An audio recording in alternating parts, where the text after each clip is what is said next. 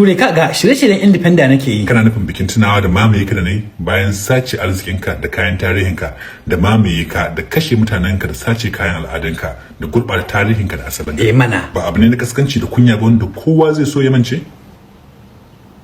Ko baka san tun da ne kake da yancin ka ba kafin na zo na mamaye ka, kuma a lokacin da nake cin zalin ka ma kana da yancin. Da gaske? To me yanci? Shine damar yin abin da nake so. Kuma yaushe na hana ka? Yanzu kuma da ai ka rikita ni. Kai ne dai ka rikita kanka da kake wangama baki kowace shekara wai kana bikin tunawa da abin bakin ciki da takeici da kunya. To ai gani ne kowa yana yi. Darajar kuɗin ku da tattalin arzikin ku waye yake da iko da shi. Ai ka ji kuma. Idan 'yan siyasan ku na neman mulki wajen wa suke zuwa kamun kafa.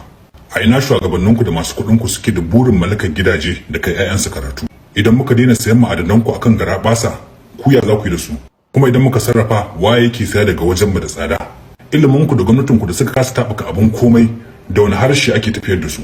Idan shugabannin ku ba su da lafiya, ina suke zuwa wajen wa suke zuwa suke bai da makudan kuɗi domin a sama musu lafiya? Ko yanzu idan muka shiga ƙasar ku muka karya dokokin ku ko muka cuce ku, me kuke yi akai? Ko kuma idan kuka zo nan ƙasar ta muku karya doka, me muke muku? To yanzu ka fahimci inda kuka dosa akan sikelin yanci? Kai ba za ka yi tunani da naka kwakwalwa ba? Da ina yi aida tuntun na daina kwaikwayar ku, na sami asali na daina cutar mutane na gina al'ummata kuma na tabbatar da gimshiki mai kyau na ƴaƴana da jikoki na a Najeriya. To da baka yi kuma fa? Ya nuna har yanzu a ƙarƙashin ku muke, kuma yancin da kuka bamu ma a baki ne kawai, amma a zuci har yanzu mu bayan ku ne. To ku kasa yadda muke ji idan muka ga kowace shekara kuna biki mun ba ku yancin kai? To ya kuke ji? Jimma muke a sama da ku kuma har yanzu kallon bayan mu muke muku.